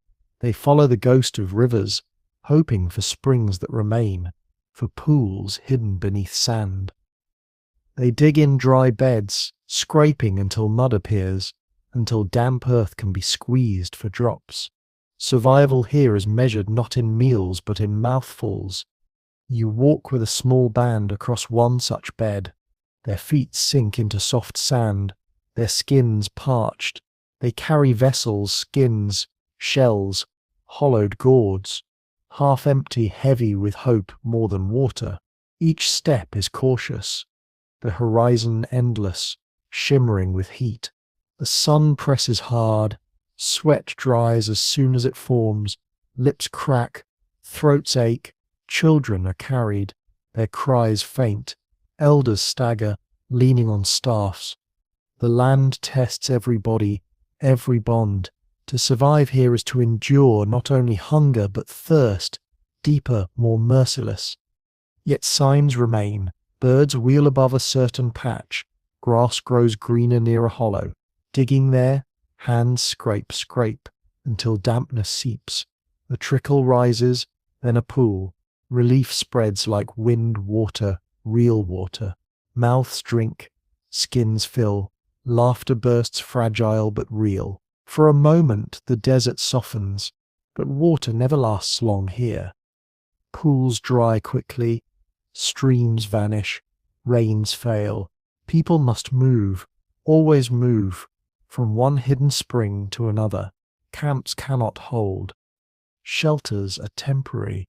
Belonging is not to place, but to path. Life is a journey across emptiness, guided by memory of where water was, where it may return. You realize how much memory shapes survival here.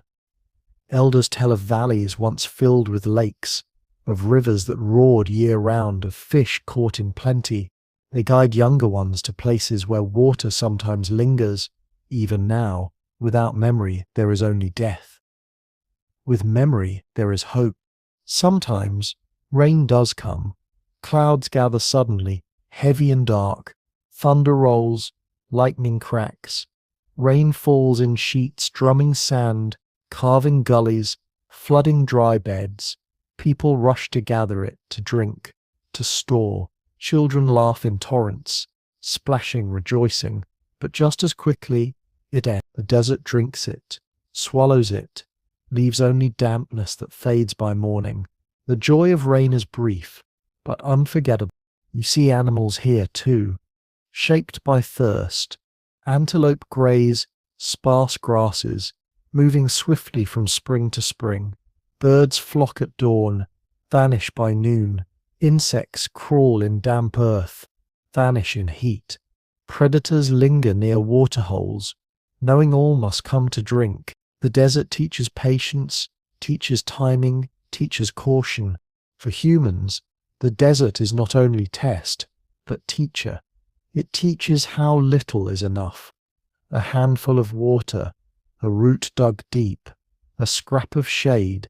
It teaches how to read the land, to see where stone holds shadow, where birds descend, where insects burrow.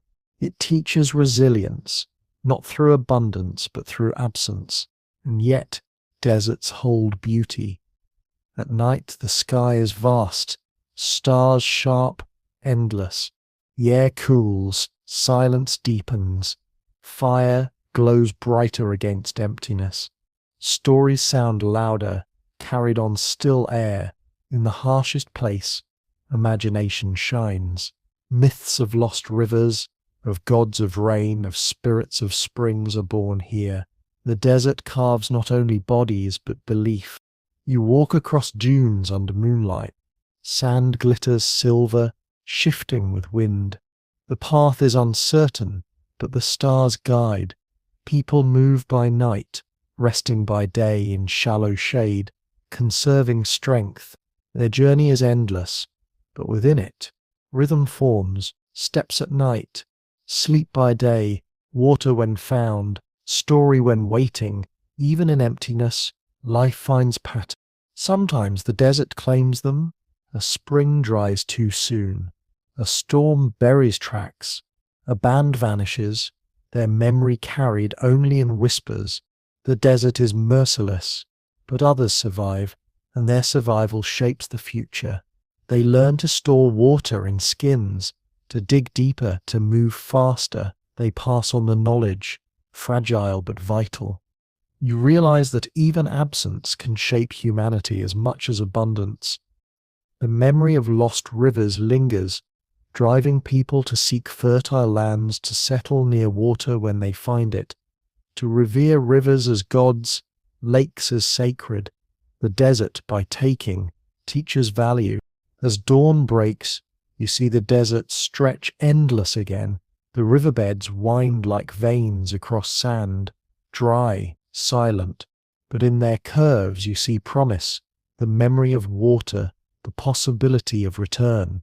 People move on carrying thirst, carrying hope, and you walk with them, feeling the heat on your skin, the dryness in your mouth, the vastness in your eyes.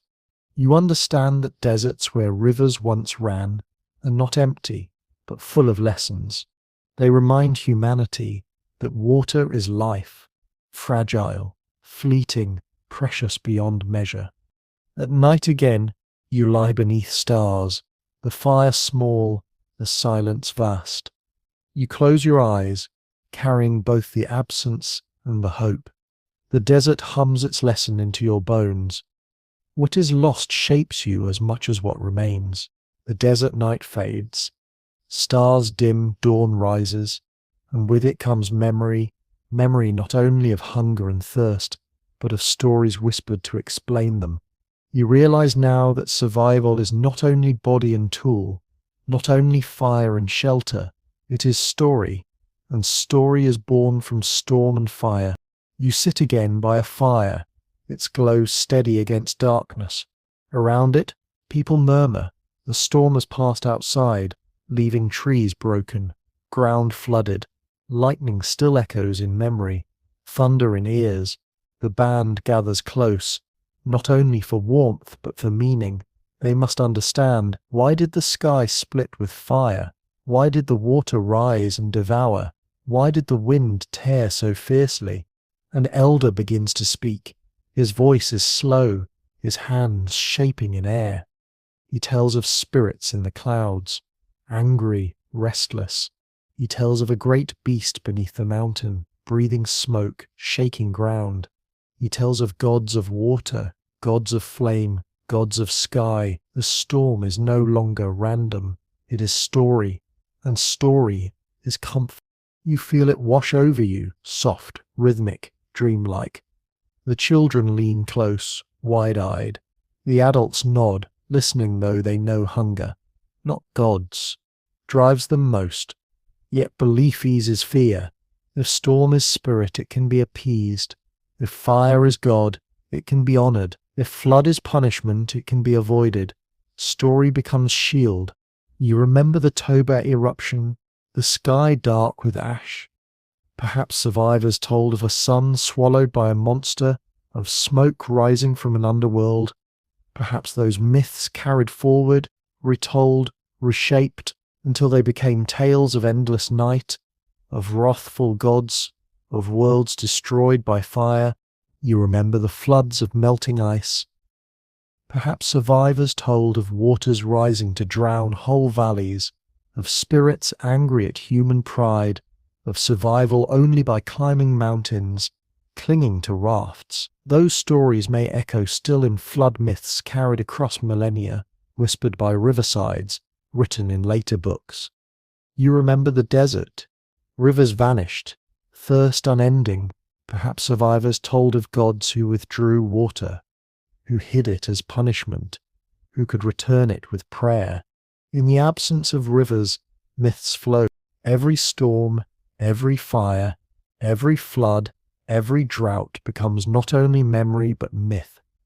Story binds people together as tightly as hunger, as tightly as trust. Around firelight, storm is no longer fear alone. It is meaning, it is explanation, it is warning, it is hope. You watch as the elder's voice rises, falls. He describes lightning as the spears of sky beings, thunder as their voices. He speaks of ancestors who once angered them, who paid with storm. He speaks of rituals to keep them calm, offerings of meat, dances of rhythm, songs of praise. The listeners nod, relieved. If storm can be anger, then it can also be soothed. Story gives power, even when powerless. You notice the rhythm of belief. Every disaster becomes lesson. Fire teaches not only danger but respect. Flood teaches not only destruction but renewal. Storm teaches not only fear but humility. Myth gathers these lessons, binds them into memory, carries them beyond one lifetime. The children whisper the stories to each other later. They repeat the elder's words, mimic his gestures. They learn not only what happened, but what it meant. And so belief passes on, surviving longer than fire, longer than shelter, longer even than bloodlines. You sit by another fire, another night, in another land. Here the story is different. A woman tells of a bird who brought fire from the sky, gifting it to humans. Another speaks of a serpent who guarded water, slain so rivers could flow. Another recalls a hunter who struck the sun and made it bleed, staining the earth red. Each land, each people, each storm creates its own myths. But beneath them, the same truth. The world is vast, mysterious, dangerous, and story makes it bearable. You realize how much imagination itself is survival. Without it, disaster is chaos, unbearable. With it, disaster is narrative, a thread woven into meaning. Myth is the mind's shelter, built as carefully as stone walls, as stitched hides. It protects not from cold, but from despair. And you realize too how these myths endure. Long after storms pass, long after floods recede, the stories remain, shaping culture, shaping ritual, shaping memory. They grow larger than the events that birthed them. They carry fear, yes, but also hope. If gods can punish, gods can also bless. If storms can destroy, storms can also water fields. Story makes disaster a cycle, not an end. The fire before you crackles lower, sparks rise, drift upward, vanish. Perhaps someone sees them as souls, as stars, as signs. Perhaps you see them as story itself, brief, bright, then gone, yet remembered. Outside, thunder rolls again, distant but real. The listeners glance upward, then back to the elder. His voice softens, reassures. The storm is not end, he says. It is a reminder. The gods speak, and we must listen. His words settle into silence, comforting as any blanket. You close your eyes, listening to wind outside, fire inside, voice weaving story between. You understand that myths are not lies, but truths of another kind, the truths of fear shaped into hope, of chaos shaped into meaning, of disaster shaped into lesson. And so you rest, carried not only by warmth of fire but by warmth of story, the first myths born from storm and fire whispering still across ages. The voices of myth still echo in your ears as you step into a gentler dawn. The storms have passed, the floods have calmed, the deserts lie quiet, the ice withdraws farther still, retreating into the north. The air feels softer, more even. Seasons continue, but their swings are gentler. Winters no longer bite so hard. Summers no longer burn so fierce. You are arriving at the threshold of the Holocene, 10,000 years ago, when the climate steadies and humanity takes root. You notice first the air itself. It feels balanced, less wild, less cruel. Rains fall more predictably. Rivers swell but do not vanish. Forests spread widely, plains hold steady grass, lakes endure year to year. For the first time in deep memory, the earth seems to calm, and in this calm, people begin to linger. You walk with a band into a fertile valley. The soil is dark, rich, still wet with flood. but now steady enough to hold. Wild wheat bends in the breeze, tall and golden. Herds graze nearby, goats, gazelle, aurochs, creatures familiar yet now more predictable in their ranges. Fish flash in rivers, birds flock in marshes. Everywhere, life feels abundant, but not fleeting. It endures. People notice. They no longer need to move every season. They can stay through winter and still find food. They can build stronger shelters, dig deeper pits, make fires that burn year after year in the same hearth. The rhythm of constant movement slows into rhythm of place. Camps grow into villages, villages into something larger. You see them scatter seeds, not only by chance but by choice. They drop grain near camp, clear ground for it, guard it as it sprouts. They return months later and harvest. Slowly, without ceremony, farming begins. It is not sudden invention, but patient noticing, shaped by steady climate. With farming comes herding. Children follow goats, lead them, pen them. Dogs help guard, help guide. Animals are no longer only prey, but partners, tethered to human need. The bond deepens, complex, both gift and burden, and with rooted life comes change in every rhythm. Food is stored not only for days, but for seasons. Shelters are built not only for nights, but for generations. Memory expands, history deepens. Elders no longer tell only of journeys, but of places. Here is where we planted last year. Here is where we buried our dead. Here is where the river rose too high. Place becomes anchor, not only. You realize how climate made this possible. The steady warmth, the reliable rains, the gentler swings. Without them, farming would fail. Animals scatter, storage rot. But with them, life holds steady, long enough for people to imagine permanence. And permanence carries new gifts and new curses. With storage comes wealth, difference, hierarchy. With settled life comes conflict, boundary, defense. With abundance comes growth, but also inequality. The Holocene is not only beginning of ease, but of complexity, yet still it is beginning. You walk through an early village, huts of mud and reed cluster together, smoke rising from hearths. Children play in dust, women grind grain on stones, men mend nets and tools.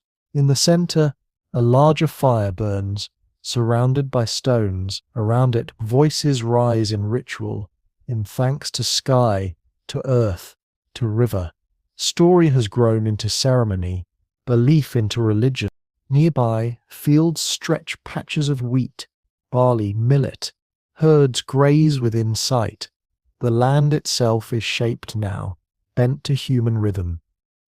Humanity has always adapted to climate, but now humanity adapts climate's gifts into permanence. You see how this stability changes thought. When survival is daily, the mind stays close to the present. But when survival feels steadier, the mind looks further. People begin to plan not only for tomorrow, but for years ahead. They imagine not only their own lives, but those of children's children. They carve symbols into clay, press marks that hold memory longer than voices. Writing waits still in the future, but its seed is here, in steady climate, in steady time. You think of myths too, how they shift. Once they explained storms and floods, droughts and fire, now they also bless fields, protect herds, sanctify places. Gods of sky are joined by gods of earth, gods of harvest, gods of hearth. The sacred moves from horizon into soil itself. The Holocene begins quietly, but its echoes are vast. Villages will grow into towns, towns into cities. Rivers will be bridged, fields expanded, temples raised. But you stand here at the beginning, when it is still fragile, still new, still close to the memory of wandering hunger, storm. The people of this age carry both, the endurance of the past and the promise of the future. You walk out of the village at dusk. The fields glow gold. The hearth smoke drifts. The voices soften. Stars emerge. The same stars watched by ancestors in caves, on steppes in deserts. But now, for the first time, people look at them from homes that will not move tomorrow, from fires that will burn again in the same place. Stability has come, and with it, civilization's seed. You breathe deeply, letting the calm air settle. You realize the story has carried you across millions of years, from forests to grasslands, from drought to flood, from ice to warmth. At each turn, climate shaped you, pressed into your body, into your mind, into your story. You are not separate from it. You are born of it. And as you rest at this threshold of the Holocene, you understand the final lesson. Humanity is not master of climate, but child of it. Every step, every breath, every dream is shaped by sky and soil, heat and cold, storm and calm. The earth is patient, and you are its echo. You close your eyes now. The fires of the village burn softly behind your eyelids. The fields whisper with wind. The night is calm, steady, reassuring. You have walked the long path, and now you may rest. The village fire fades into distance now, and you step away from huts, fields, voices. The night stretches wider, quieter. Stars shimmer above, steady and calm, the same stars seen by every ancestor before you. They shine not with urgency, but with patience. They will be here tomorrow, and the day after, and long after you are gone. The air is still, balanced. You feel it on your skin, neither too hot nor too cold. The long journey of storms and droughts, of ice and fire, of flood and desert, has carried you here, to gentler ground, and here for this moment, you are safe. You breathe slowly, letting each breath carry away weight. Inhale, and you remember the forests, the grasslands, the ice. Exhale, and you let them go. Inhale, the firelight and the stories. Exhale, the struggles and the hunger. With each breath, the past softens, dissolves, drifts. The ground beneath you feels steady, the air around you calm. The earth itself seems to rest, and invites you to rest with it. You need not hold every story now. You need not carry every memory. You can let them settle, like ash sinking to earth, like rivers flowing back to sea. Sleep comes easily here. You are carried not by urgency, but by the quiet rhythm of the planet itself, its long breathing, its steady turning, its endless patience. You are part of that rhythm. You have always been. So close your eyes. Let the story dissolve into dream. Let the dream dissolve into silence. The world will continue its ancient rhythm without you for a while, and when you wake it will still be here waiting. Good night. Sweet dreams.